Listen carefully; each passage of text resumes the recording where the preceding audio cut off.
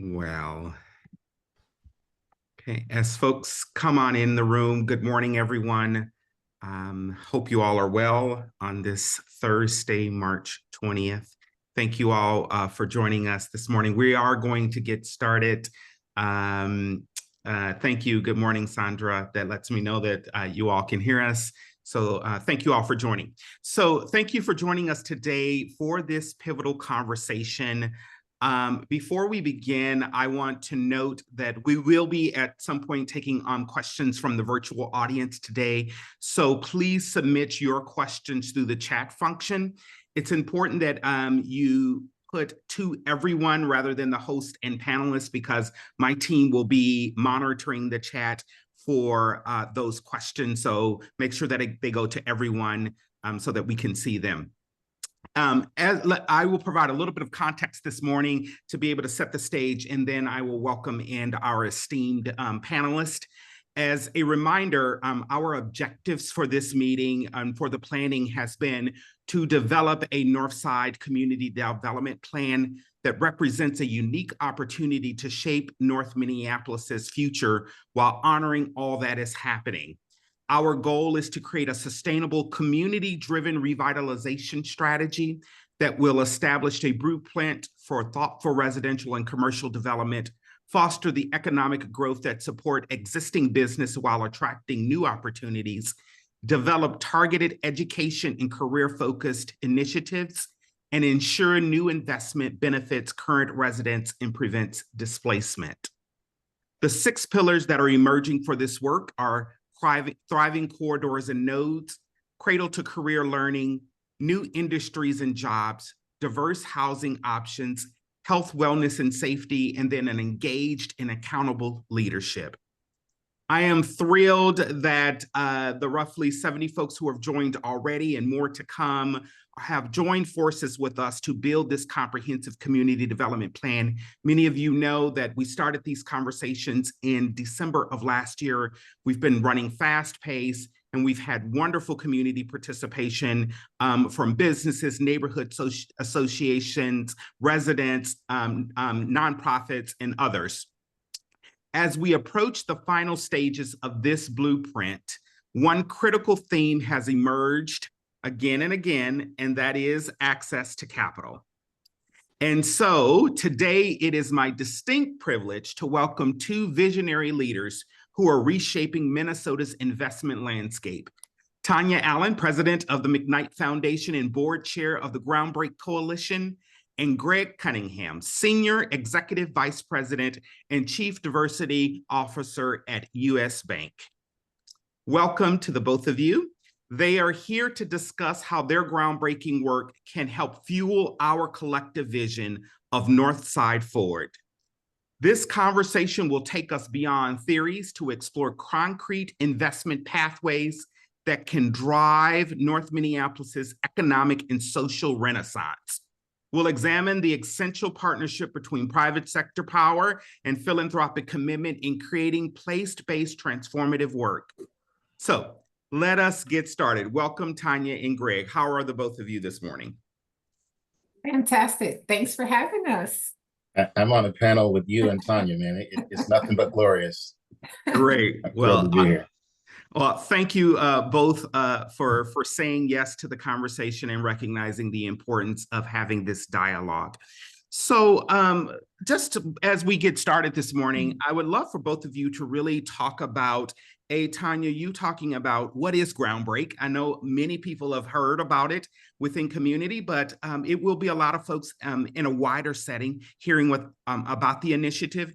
And then Greg, if you can follow and talk about U.S. Bank's place-based initiative. What is that? So to you, Tonya. Oh, sure. Happy to do so. Well, good morning to everyone.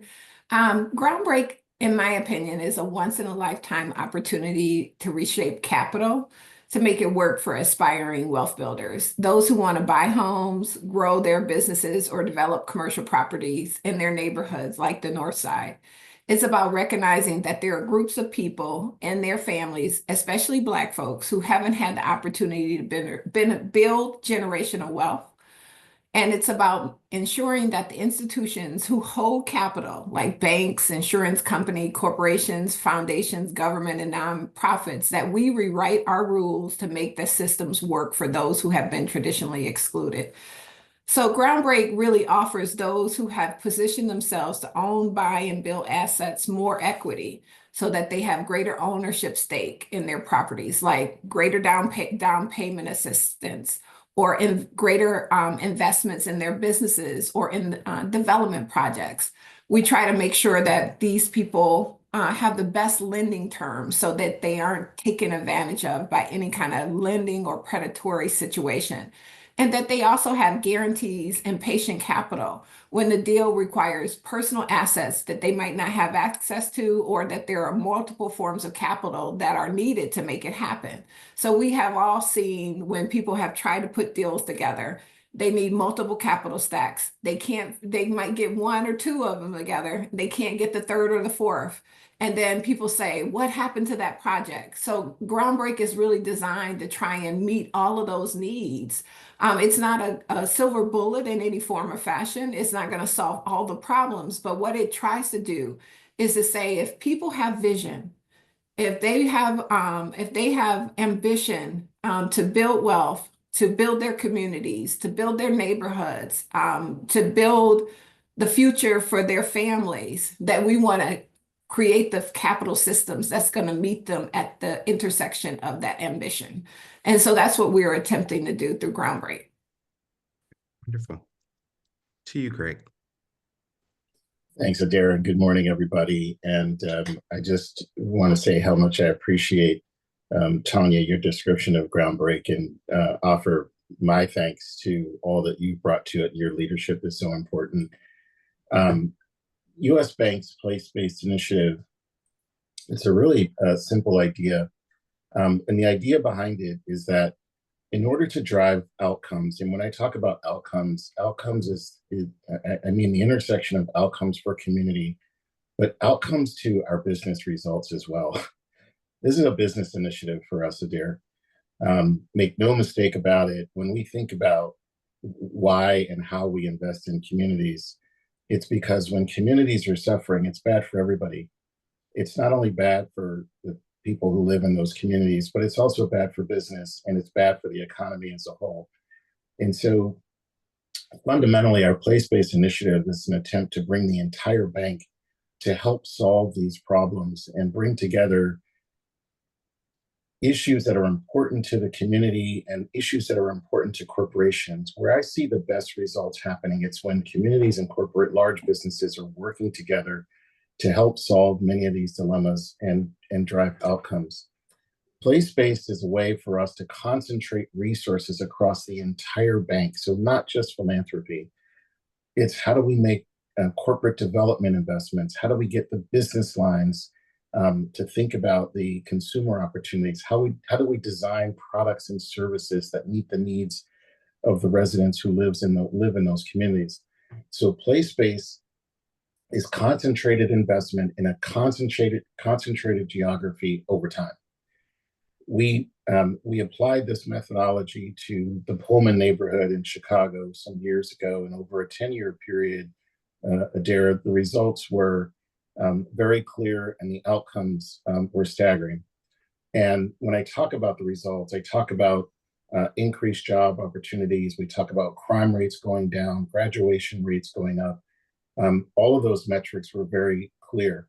But the one that was most important that we want to help catalyze, along with you and so many other leaders in this community, is what we saw was not only U.S. Bank's initial investment, but what happened was additional investment. So over a 10-year period, about $100 million on behalf of U.S. Bank invested in this community. But what was so cool was the $370+ million of additional investment when Method decided to put a warehousing facility there, when Whole Foods decided to come in, and Sam's Club decided to bring a facility. That's what really transformed the community. And so our thought is that if we can bring the whole bank to a specific geography, that it'll help catalyze other investment, because none of us can do this work alone. But we believe being out front and being in a leadership position is what's important to get the ball rolling. Yeah, thank you.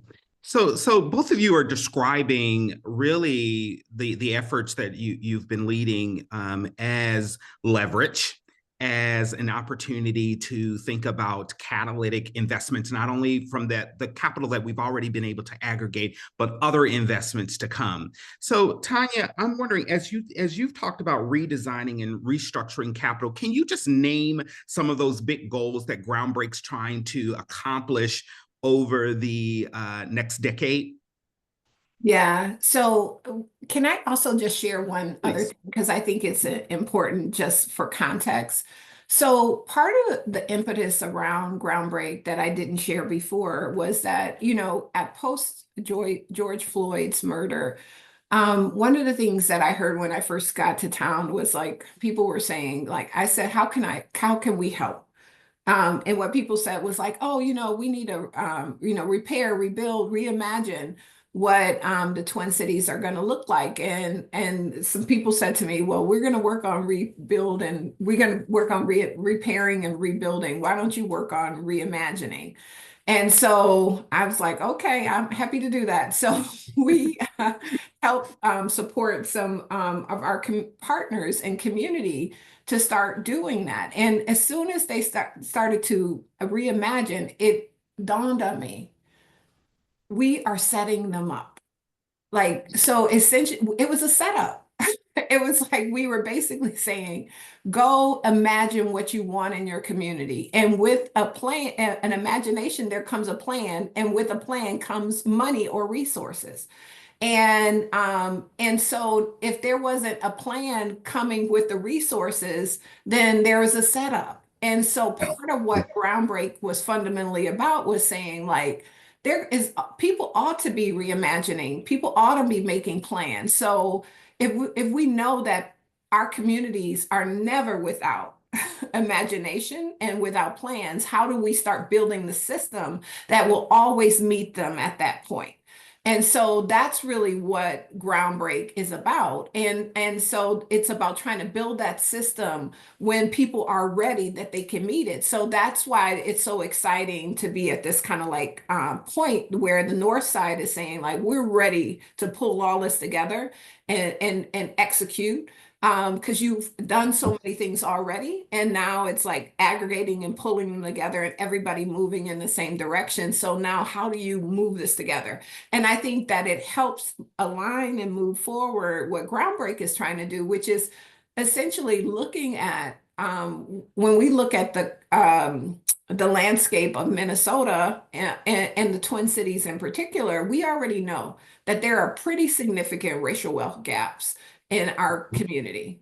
There is a 50 percentage point gap between homeowners. So it's about 70% of white families own homes in the region and about 25-ish percent for Black families. And so we want to at least half that in the next 10 years. And in order to do that, that's 13,000 new homeowners.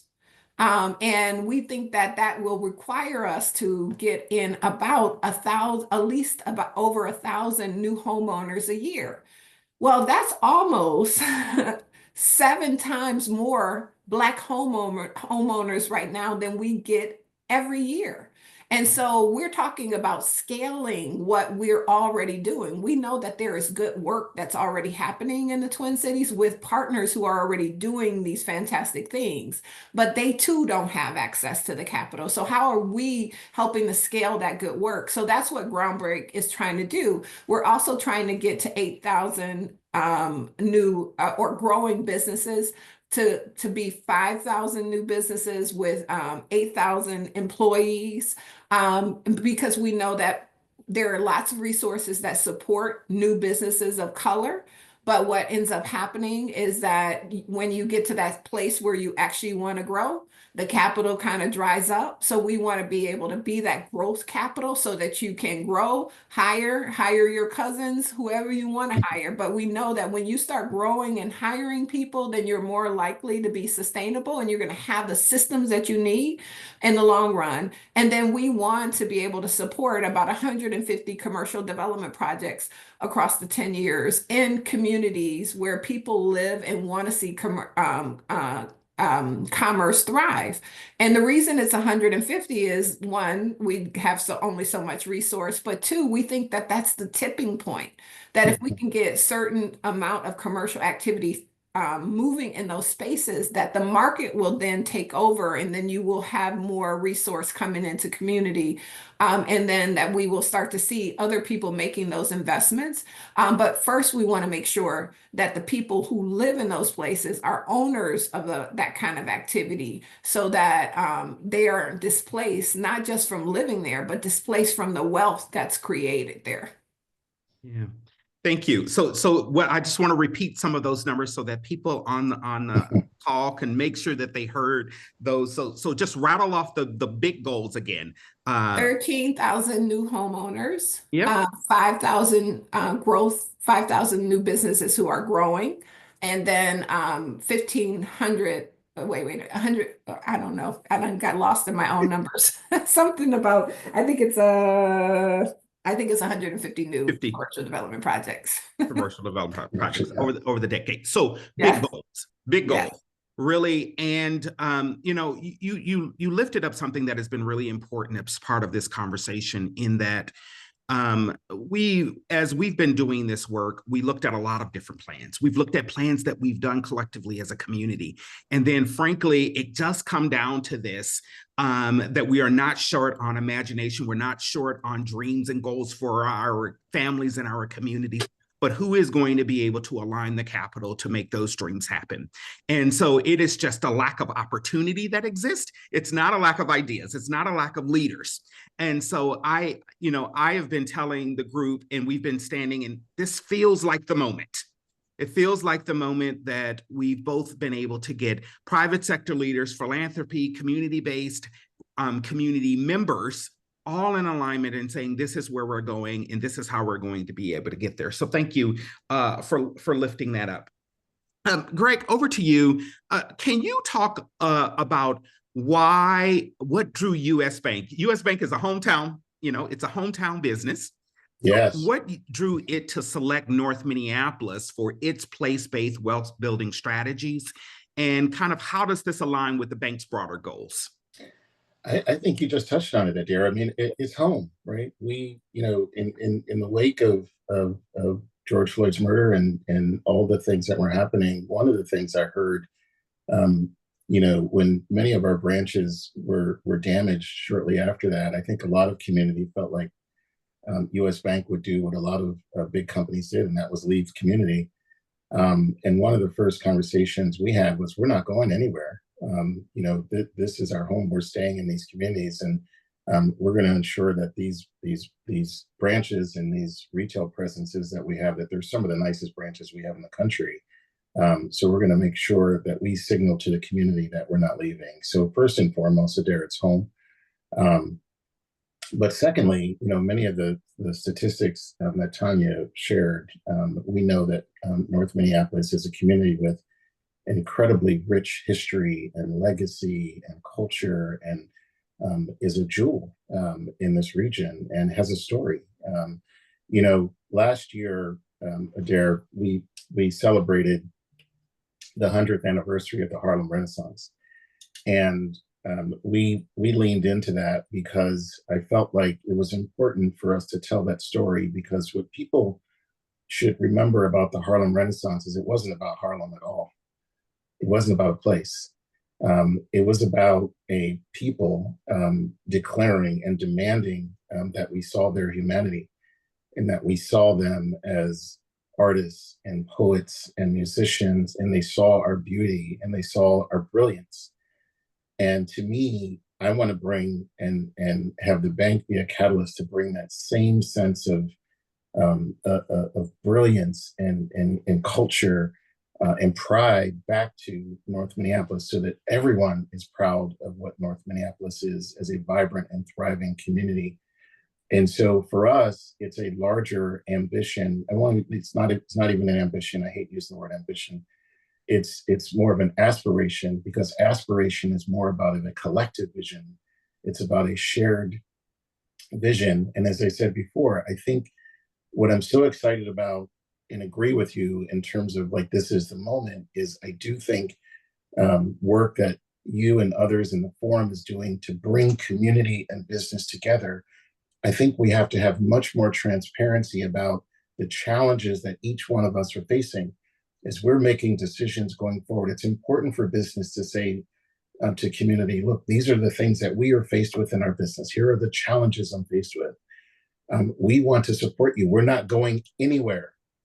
So how do we work together and in the spirit of driving forward both economic solutions and social solutions, which to me are inseparable twins. We can't have social equality without economic equality. That's my belief.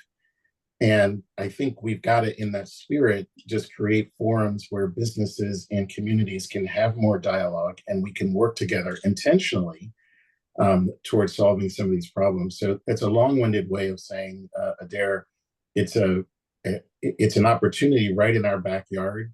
And in the spirit of what others did to come together to catalyze this movement called the Harlem Renaissance, which transformed our community, not only culturally and artistically, but economically. I think we're at another, you used the word Renaissance earlier, which I was so happy to hear you say, and I believe that, but the Renaissance has to be financed. And I think organizations like US Bank are uniquely positioned to do it, not only because of that we're a bank, but I think we've got a moment in time where we've got the right leaders in place. I'm not saying this to celebrate myself at all, but I'm saying we've created enough of the systemic change within inside the bank that there is a will to do this, because we've done, I think, a decent job, and there's still work to be done, but we've done a decent job of sort of articulating why this is good for business, because that's what bankers care, and that's what business cares about. Like, why is this good for business again? And so I think we've done a decent job of that, and I think more work to be done there, Adair. But North Minneapolis was an obvious choice for us for a lot of the reasons I just mentioned. Yeah, you're naming in our very first meeting that we had, and just kind of getting folks on the same page. And I'll credit Babington, who I believe is on the call this morning, who lifted that up. In that, in a moment when many leaders, and this was certainly before some of the things that we're seeing on the national scale, but he did name that in a moment when folks are retreating, US Bank is moving forward with urgency around its commitment to place, around its commitment to people, and bringing the full force. And a lot of that is because of your leadership and you being deeply invested in the community. The other thing that was also named in that is this connectivity, this relationship, this kindredness that starts to build in community. And it is ultimately, it's people, right? Yes. Or an ability to be able to move it forward. And then the buildings come, and then all of those other things. But if a people can come together and are deeply, deeply convicted on its vision, then I think we can get somewhere. 100%. And if I could just build on that, Adair, I think you're right. And one of the things I've said to the bank is we actually have to start making people-based investments. I don't care what organization you're talking about. When you decide to engage with an organization, organizations are run by people. Yeah. What you're investing in is you're investing in, whether it's a management team or a leader, or because you have confidence in that leader's ability to deliver the outcomes. And I think the same is true as we're making investments, whether it's philanthropic investments or community development investments. There comes a point where we just have to sort of believe in some people and some leaders and the work that they're doing. And I think that is incredibly important. And the last thing I'll say is, where I've seen opportunities for organizations to get better is to just stay true to to your core values, right? Like you actually have to believe in something. Yeah. Like you actually have to have some beliefs and just sort of stand on that. And that comes with oftentimes a lot of criticism, that oftentimes comes with, but what people want you to be is consistent and stand on what you said and stand on your beliefs. And that's what we're trying to do, good, bad, or indifferent. You're not always going to agree with what we decide. You're not always going to agree necessarily with something we do. But as long as it's not at odds with what our values and what we said we were going to do, it's like, just do what you said you were going to do. And I think that's what people are looking for. Yeah. We can't hear you on the other side of this. And so if this is resonating with you, and let's have the virtual church. And so the amens and the hearts, they all work and they're encouraging this morning. So thank you. Tonya, anything from that? Otherwise, I can pivot us. Well, no, I mean, I'm in 100% agreement. And Greg and I have spent some evenings talking about this.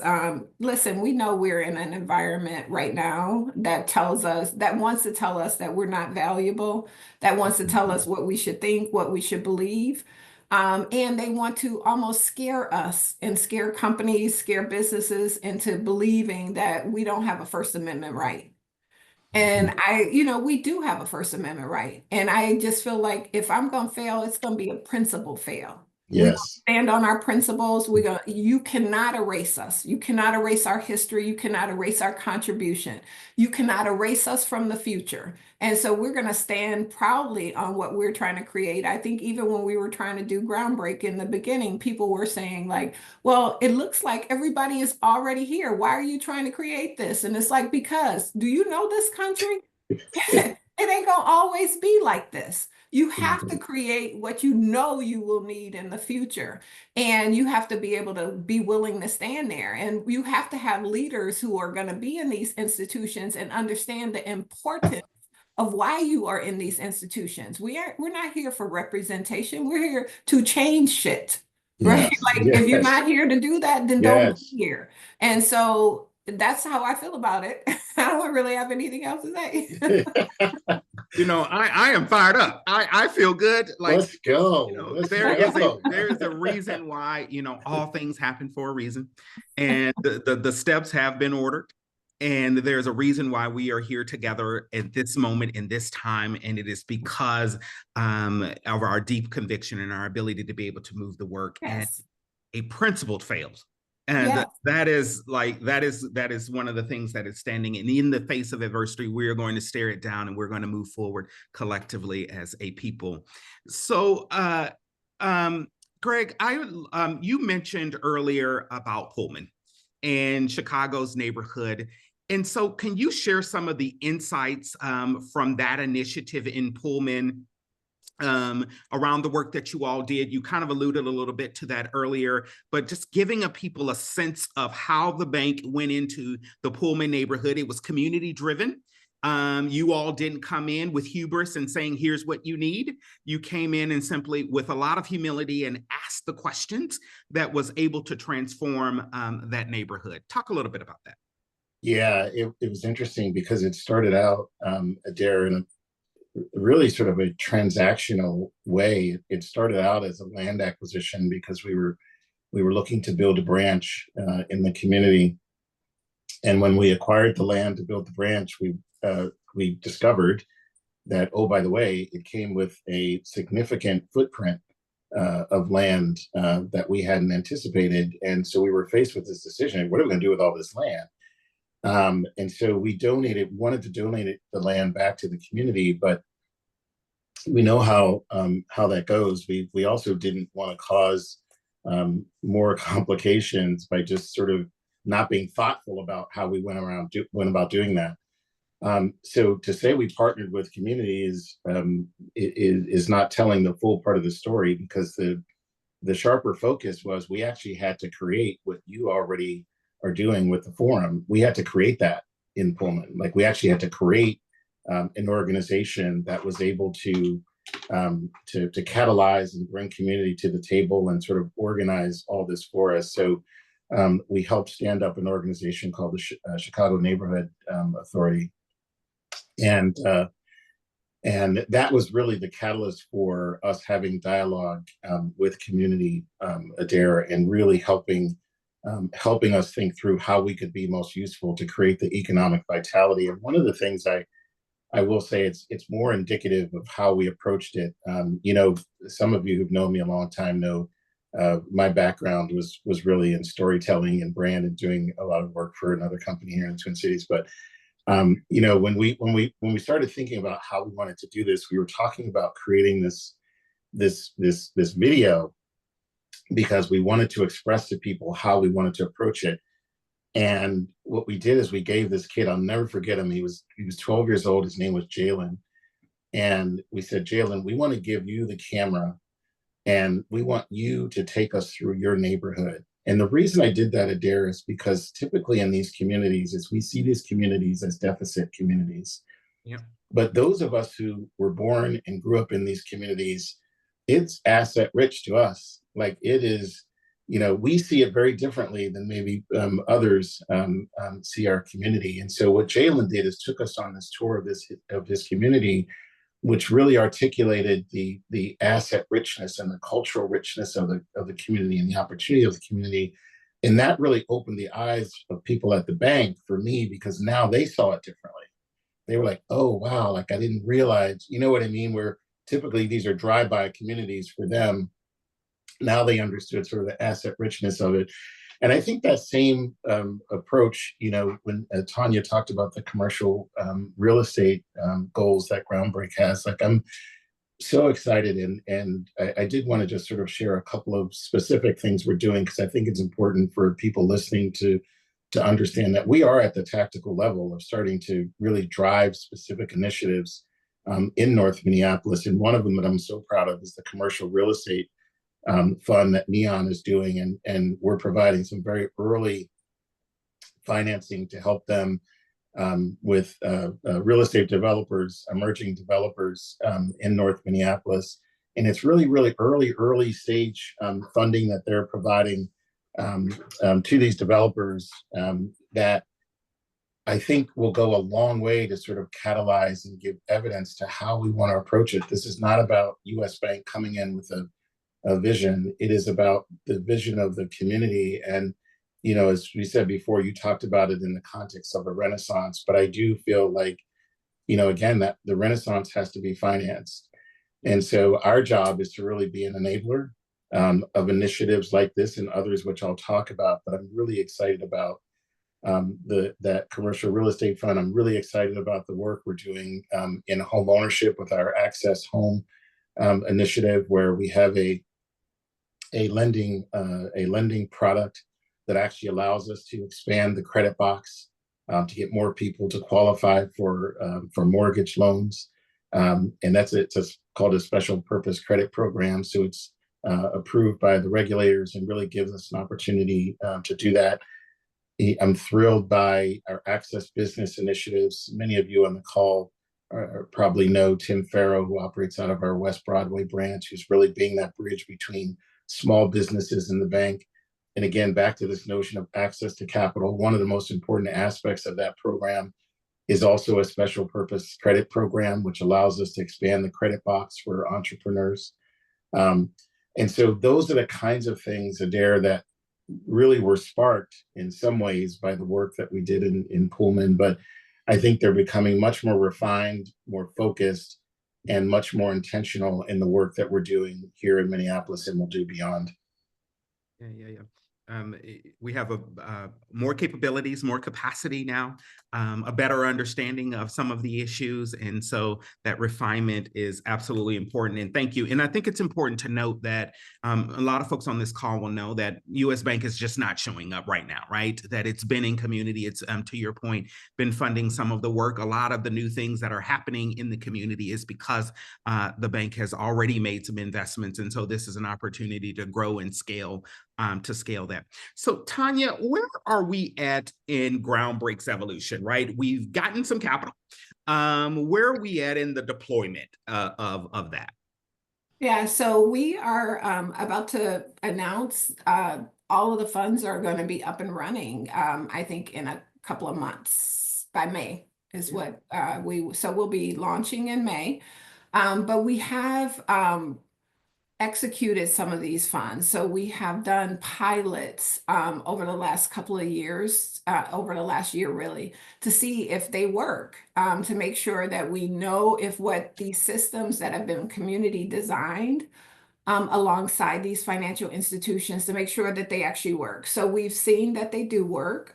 We have, for example, in our home ownership strategy, what we've seen is that families have come in to this pilot. Most of them are making really good wages. They are probably making about an average of about $70,000. They probably have a credit score of probably like, almost 700. It's like six something. I don't even know what my credit score is. Might not even be that high. But the point I'm trying to make is that Hey, don't say that in front of the bank. First thing you need to know is your credit score. I do know my credit score. But the point I'm trying to make is that what we found is that like these families are doing all the right things, which we know they are. But what they cannot do is accumulate the down payment savings. And so what we saw on average was that most of them had $6,000 in savings. And you know why that's $6,000. Like sometimes when you live in certain neighborhoods, you have additional expenses because of certain conditions in the neighborhoods you live in. Sometimes where the families you come from, if you make a decent wage, you have to support other people in your family. So you have all of these other additional responsibilities you have to be able to support. Anyway, we were able to make sure that we could increase that down payment, from $6,000 for some people up to $50,000 to be able to purchase their homes. And so we saw this increase. And so I think that was pretty fantastic in that. So we saw that. So I think that's good.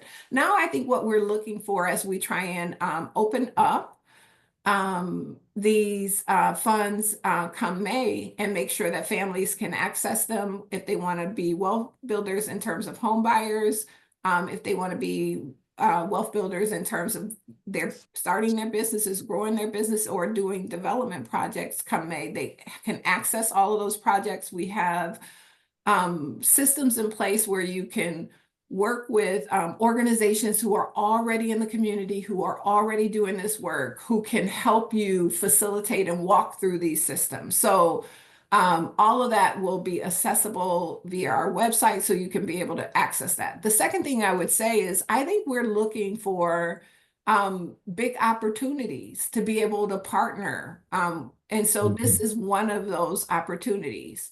We want to make sure that these resources aren't just like splattered all across the region. We want them to be concentrated and focused in particular places. I'll give you one, in addition to this Northside plan, I want to give you one other kind of example of something that we just recently done. We just, last year, we just purchased a private equity portfolio of homes that were bought in the Northside.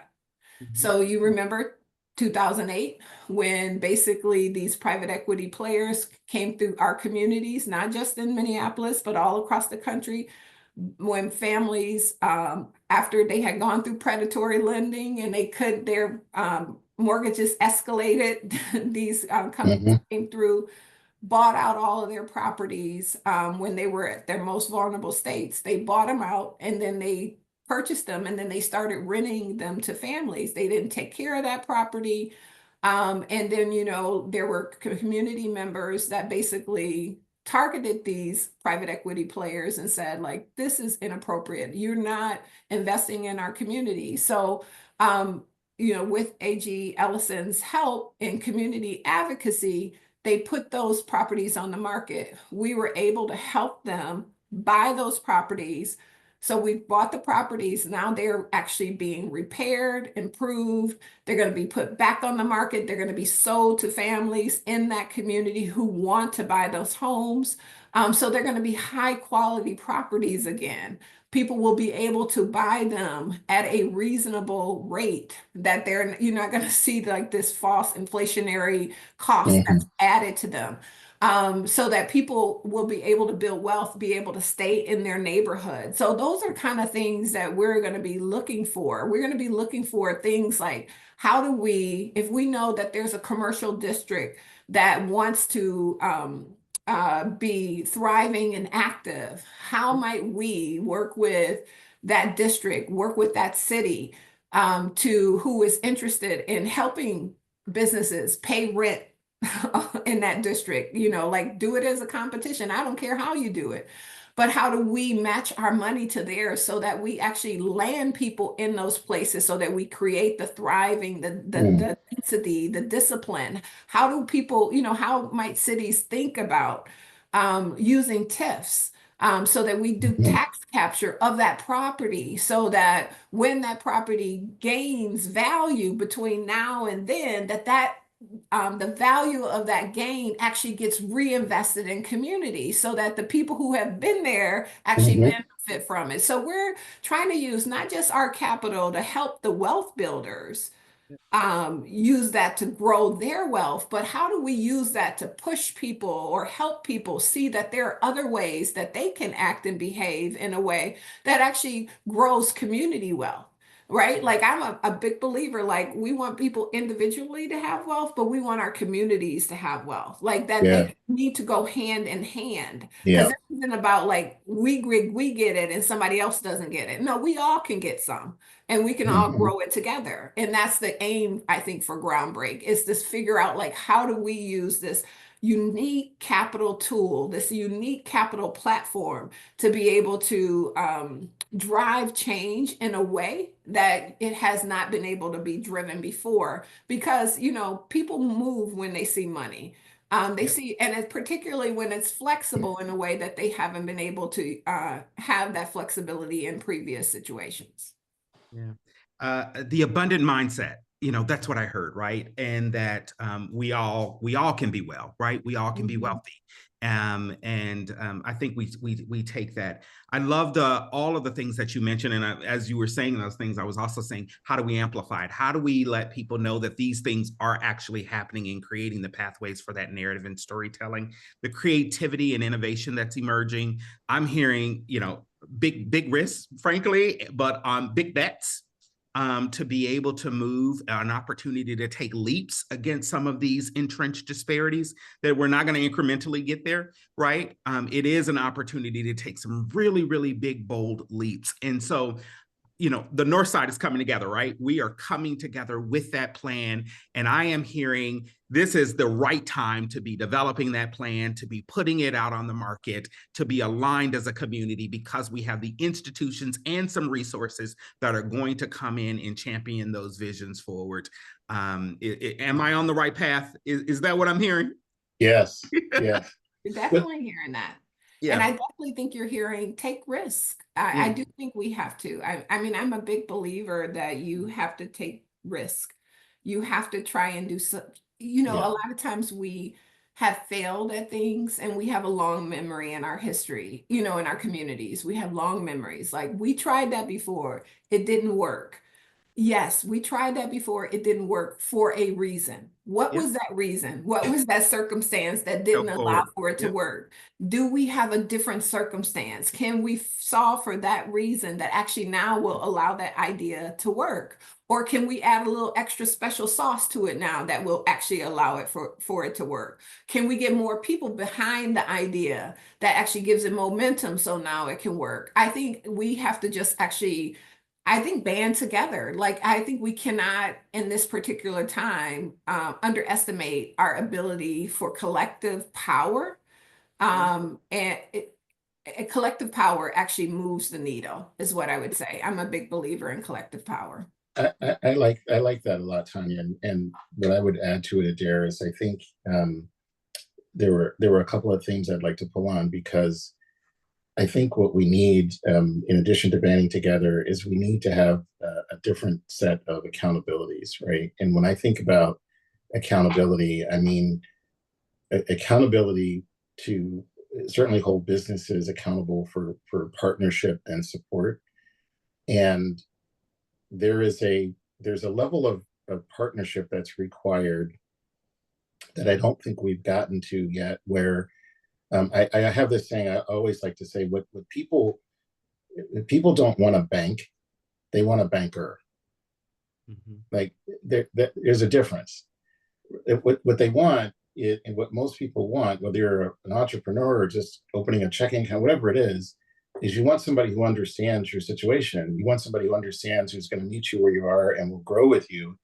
And while you may not be in a position to purchase that home today, how can this organization help me take the necessary steps, knowing my credit score, doing all the things I need to do to get ready? Like, how do we as big organizations work with community to figure out how do we do that? Because what people want is a relationship. Like it can't just be a transactional conversation. Like there needs to be, and that's the accountability I think we have to do, on that side of it.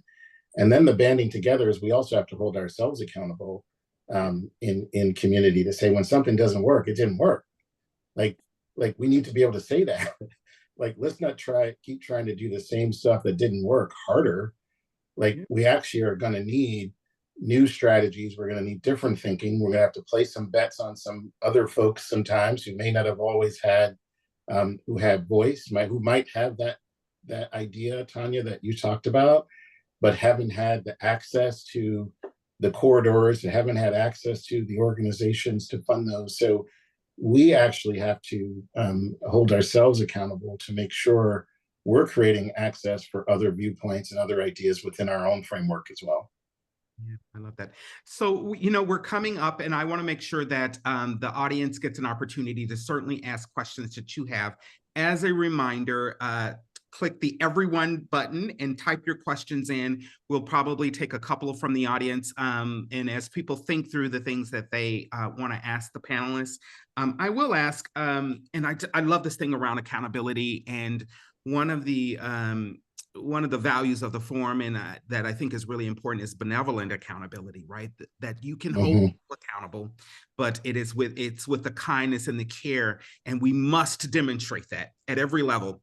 When this work gets hard, right, and it will get hard, right? We won't agree. We're gonna fail. We're gonna some things. But how do we root that in kindness and continue to stay rooted in our collective vision of moving this work forward? So love all of the things in what you're saying, and this is resonating with the audience because people are demanding that. So a question to both of you. As we move toward and thinking about this implementation, how do you all balance between immediate community needs and this long-term kind of systemic change, right? Because this has come up quite often, right? It's I'm hearing today, yes, we do need to, the babies are in the river, right? And so how do we stop the babies in the river? And how do we make investments in those types of things, but also balancing between this radical and bold vision? Yeah, well, I think it's a great question. And so I think that for me, I believe in the concept of fixers and builders. And some of you have probably heard of that framework, that there are people in our community that fix problems, and there are people who build things. They build for the future. I think that both of them are extraordinarily important. I think our community needs both of those things. But I don't think that people are likely to be both of those things. You're either a fixer or a builder. I tend to be a builder. I'm not a fixer. I have done the fixing in my lifetime. I have spent that time doing that in my career, in communities. And what I've found is that, like, I believe more in building than I do in fixing.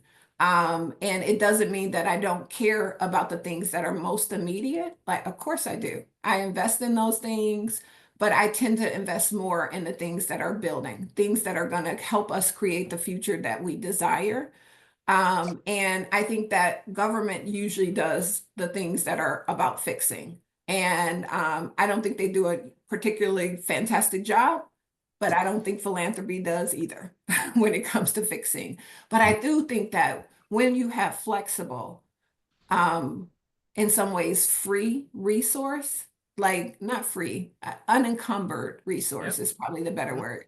Yep. When you have flexible, unencumbered resource, like you generally have in a philanthropic institution, I tend to believe you use that money to build for the future, not to try and repair a past harm. And so that's my view on that. Is so any institution that I'm leading, when it's a philanthropic institution, we're trying to build the best future we possibly can.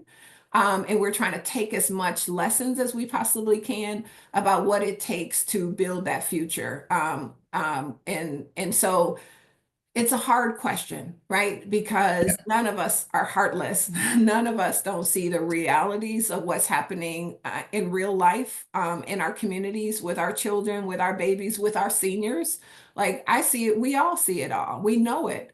And not that we just don't know it, we see it in our families. Like Mhm. these are real challenges that we are wrestling with every single day. But when it comes to like philanthropy, I am trying to figure out how we use this free or unencumbered capital to build for the future. Love it. Yeah, I agree, Tonya. This is it's a really complex question, Adair, with not a really good answer. But I would say, and I mentioned this earlier because somebody had asked me at the bank recently about the notion of ambition and what I thought about ambition as it related to the bank. And I said, and I think it ties back to your question a little bit, but when I think about what we need is both ambition and aspiration, is how I choose to think about it. When I think about ambitions, I think about those things that are maybe more urgent. They're oftentimes very self-directed. When you think about ambitions, they're usually about individualism and all those things. Aspiration, I think, is more of a collective vision. This vision and that's the building part that I think Tonya's talking about. And that's more me too. I see things more as aspiration. Like, how do we it ties back to the mission of the bank. When I think about the mission of the bank, and that's how I always am able to the extent some of what I do is effective, is I always bring people back to what we said we're about. And as a bank, we've said we're about power and potential. And I've never had more job clarity in my entire career, because my job is simply to make sure the bank is doing that for everybody, that we don't leave any communities behind. Like, how are we doing that in these communities that have wealth disparities? If we're saying we're about driving human potential, then we've got to do it for everybody. And I think this notion of short-term versus long-term is easier for me to balance in the context of a bank which thinks about short-term financial results and thinks about the next earnings report and all those kinds of things. It's challenging, but it's a lot easier when you're able to sort of influence how the investments that we make today, because what financial institutions understand, they understand investment, they understand return. They understand that. And the challenge we have in front of us is to make sure that we're able to articulate that in a very powerful way that says these investments we're making today will generate the returns that we're looking for. And I believe that to be true. And again, I look at it in terms of aspiration and where are we trying to go and what's the future that we want for ourselves. So I'm much more of a builder mindset, similar to what Tonya suggested. Ironically, we got three builders here. Very clear on the thing. So thank you for that comment. I'm looking, certain we have about 5 minutes left in this conversation. I'm seeing a lot of comments, right? And so that tells me that everything is resonating, that you all are hitting on all the points. Tonya, were you going to come in? No, oh yeah. And I see questions around accessibility, and as we continue to think about how as we roll all of these strategies out, right? That accessibility, how does it get to community? How do people know will be an important important pathway to making sure that everyone is in the know. One of the important values that have been at the beginning of this meeting is that at the beginning of this process is that none of these conversations have been closed. It's been open to everyone. So whomever has wanted to come, and as long as you share in the vision of creating a better Northside, that this is a space for you. And so I think that has worked. But I do see the question around how do we making sure that we are expanding the table. Yeah.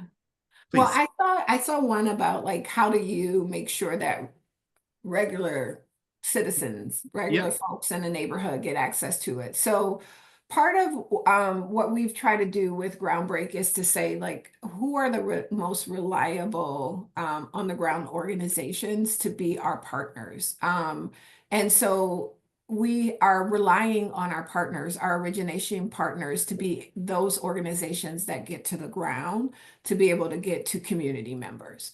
Now, here's the thing. We all know that some nonprofits do a fantastic job and some nonprofits don't. And, you know, a lot of times we are hoping and relying on community members to figure out how to find us versus us finding them, because it's a hard thing to do. And I think we got to figure out how to split the difference, right? Like, I think we got to figure out how to get more on the ground. And we also need to make sure that we are making this more of a network approach. And one of the things that Adair, you said in one of our meetings that I just loved was like, we need to get a green book strategy. And that means like we as a community have to figure out how we are going to build an informal communication system of how we're just going to pass information, because everybody can't individually do it. Like, one organization is not going to reach all of the places where we want to get to the community members we want to get to. And then another organization is going to figure out how to do the same thing. That's ineffective, inefficient, and we haven't been successful at it. So Greg said, call it out if it hasn't worked. That hasn't worked. And not if it ain't worked here, it ain't worked anywhere. So how are we creating a more communal communication system that we have had in the past, where we've had to rely on these kind of communication systems for us to be able to access the resources we need? I think we have to figure out, how do we rebuild that as a community? I think that's how we get to regular folk. That's how we get to the reliable information that's trustworthy, where people we know and they know feel like these are the folks we can trust that get the information to them. And how do we all invest in that system? It isn't the responsibility of one institution to put it up. It has to be like, how are all of us doing it? Because all of us will benefit. If we really want to build a beloved community, then a beloved community has to invest in that together. And so I think, you know, I'm all in on the green book strategy there. And I think that, like, if we could figure out how to do that, like, we're going to do the traditional approaches and strategies, and we know that's not good enough. But I think we got to do better at those traditional approaches. And I think we got to figure out an alternative strategy that actually isn't all that alternative at all. It's really about going back to our roots and reviving that, breathing life into that which has been dead, but we know will bring life back to us. And I know we're short on time, Adair, but maybe I can just take 30 seconds to add something to it. I think, and this is really at the maybe super tactical level, but one of the things I would like to see my organization do, and one of the things I'm going to prioritize, is just also getting back to supporting our own businesses, and particularly our media channels and our media outlets. I don't think we even consume our own media outlets in the way that we used to. It's like, where are we getting our sources of information, and how do we lift up those channels of communication that articulate it through our lens? I mean, there was a time where in our community, the only paper you read was the Black paper. Like, in my community, it was the Pittsburgh Courier, and like that was the source. And so, like, creating those sources, and when I think about sources, it's how do we get back to understanding what are the infrastructural, the institutions within the community that are the pillars of the infrastructure. And one of them is media and how we consume information and what information gets funneled to our individuals and families and to our kids. And I just, yes to everything that was said, but I think this notion of infrastructure and the institutions within our community that build and help build the foundation generationally, like we got to get back to restoring those. So as we come to a close, I'm seeing a lot of comments, and frankly, I think if I lump them all together, it is accessibility, the ones that I'm seeing, and really like how do funds get accessed, and questions like that, that I know that are questions at the top of folks' mind who have projects potentially underway right now. So if either of you have quick answers to those questions. I know, Tonya, there's more of an explicit process that's being developed for Groundbreak, that would be helpful. You know what, Adair, why don't I get something to you that you can get to everybody else, where they'll know all of the originating partners, how they get access to them, and that gets them right into the process. Perfect. Yeah, and what I'll add to that, folks, is, what I'm hearing is that we're going to need all the strategies, right? Supporting our Black media, doing the informal ways of communicating, using trusted sources within our community to get knowledge out. And then so that it is accessible, that all of the information gets to those that need to get it, and people understand what's the door they need to enter in order to be able to access the capital. The last thing I will add, thank you certainly to the panelists. I believe I saw a question in this, is how does this connect back to the work that we've been doing? And that answer is that we are having a vision. We have a plan that's going to be hitting the market. And it is about having these kinds of conversations to understand, frankly, what is the capital? We heard this from Greg, is that the Renaissance needs to be financed. And the community is doing its part. It's doing its part of coming together to shape what is the future of North Minneapolis. And this is a great opportunity to say who is deeply invested in that vision, who wants to use not only their social capital, but the financial capital to be able to bring this vision to fruition. And so that is the goal. That is the goal, and I heard it loud and clear, which is why we are having this conversation today. I thank the both of you for your time. To the audience, we will be coming back together in April. In April, you will start to see the fruits of our labor over these past 5 months, where we will be sharing that strong preliminary plan, and it will touch on all the 6 pillars. Certainly, all of you have my email and cell phone number if you want to contact me about questions that have emerged today. Thank you for the comments. We will go back through these comments and try to get any questions that were not answered. But I am so grateful that both of you have given your time this morning, and that you've stood in front of community and shared your vision that I think is deeply rooted in ours. So really, really appreciate your time this morning. Thank you. It was a privilege. Thank you.